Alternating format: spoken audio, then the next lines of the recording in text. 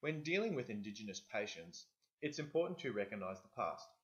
Some Indigenous people may feel distrust, fear, or shame towards the healthcare system and hospital staff. Therefore, it's important to have a welcoming attitude towards your patients on initial contact. Hi, I'm Joe. I'm your nurse for today. What's your name? Hey Joe, I'm Nigel. It is important when dealing with Indigenous people to build rapport with them before moving on to medical issues. This can be achieved by asking about their family, where they are from, and sharing information about yourself. Another thing to consider when dealing with patients from the opposite sex is to clarify with them if they would prefer to be treated or looked after by someone of the same sex. Nice to meet you, Nigel. Is this your partner, Nigel? Yes, this is my wife here. I'm Judy. Hi, Judy. Nice to meet you. So how are you guys going today? Not too bad. What about you, Judy? You feeling good? Are you comfortable right now as well? I think so. I think we're pretty good. We only just got a chair for Judy, but she was a bit uncomfortable, but feeling better now. Okay. It is important to remember to speak in gentle tones, as high tones may be perceived as patronising towards them. Remember that English may not be their first language, and in some cases it may even be their third or fourth. Therefore, remember to speak slowly and clearly to these patients. So has one of our members from Aboriginal and Torres Strait Islander team met with you today? No, I don't think anyone's seen us. No. Okay. Would you like to meet with them then? I think that'd be good if you could. Are you able to organise that? Yeah, for us? definitely. So what I can do is I'll set up an appointment for you, and one of the members will come to visit you shortly. Oh, that'd be great. Thank you. That'd be great. But it is important not to assume that all Indigenous patients have difficulty with the English language. If required, interpreters can be arranged through the hospital, including a representative from the hospital's Aboriginal and Torres Strait Islander team. When questioning an Indigenous or Torres Strait Islander patient, try to use a less direct questioning method. At times, direct questioning can be perceived as confronting and offensive. Communication is a two-way street. Volunteering information about yourself can make patients feel less vulnerable and less confronted. So have you been to hospital before, or is this your first time in hospital? I was in hospital once before, a few years ago, I think. Yeah. And how was that experience for you? It was a bit worrying for us. We've never been to hospital before, and we've heard bad things about the place. So. Oh, okay, yeah, that's understandable. I had the same sort of situation. I went to hospital for surgery on my leg, and it was a very daunting experience, but over time I did get to familiarise myself with the place, and everyone was very friendly. Oh, well, that's good to know. So I hope you have that similar experience here as well. We're hoping so too. Yeah. Direct questioning for Indigenous Australians is useful for determining background information. However, when asking for personal information from these patients, it is important to avoid closed-ended questions.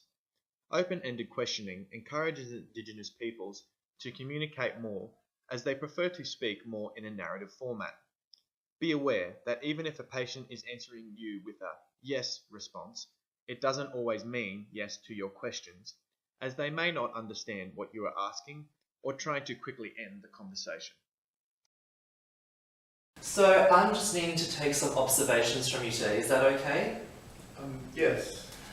Basically, you came in with chest pain today, so I need to get your baseline, so your standard heart rate and blood pressure levels and your respiratory rate to make sure that you've got normal measurements throughout your stay here in the hospital. So is that alright if I get some observations right now? Yes, that'll be okay. Great, thank you. If the patient is looking around the room, it doesn't mean that they are not paying attention. It could mean that they are trying to avoid direct eye contact, as in Aboriginal culture, eye contact can be seen as a sign of disrespect, rudeness, or even aggression. Therefore, for nurses to maintain a professional attitude and maintain respect with the patient, try averting your gaze or lowering your eyes during conversation. So this cuff will be a little tight around your arm while it's taking your blood pressure. Can you just let me know if you're feeling any discomfort as well? Yes. Yeah. Contrary to Aboriginals, when dealing with Torres Strait Islander people, of the same gender, good eye contact is seen as a sign of interest and providing honest information. It is important to be an active listener in order to respect your patient and maintain trust. Make sure you wait for your turn to speak and not talk over your patients. In Indigenous culture, long silences and pauses are very much a part of the normal in communicating with each other, so do not presume that silence in a conversation is a lack of understanding. So how would you say your chest pain is at the moment? Yeah, it's there. It's not as bad as last time, but it still throbs a little bit. It's a bit more crushing now. Okay. So how would you rate your pain on a scale of 0 to 10 then, with 0 being no pain to 10 being the worst pain? 5? 5. Great. It is important to make sure that patients understand the information that is being explained to them.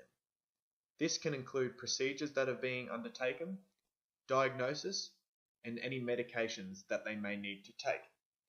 Simplify any medical terms used and avoid medical jargon so that patients don't get confused, and allow time for the information to be processed so that the patient can make an informed decision. If need be, explain the information to a family member, keeping in mind patient confidentiality. Hi Nigel, so the doctors have reviewed your case and you don't have any problems with your heart. You're having a condition called stomach reflux, which is acid from your stomach going up towards your throat. It is a common condition as well. That's good. So the doctors have prescribed metoclopramide, and you just have to take your script to your chemist, and you have to take 1 tablet a day during breakfast. Yes. Does that make sense to you all? Yeah. Great.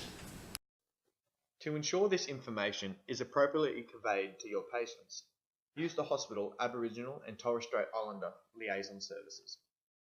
It is vital for healthcare workers to use appropriate communication skills to ensure patients receive the best quality care, and to also preserve the relationship between Indigenous Australians and the overall healthcare system.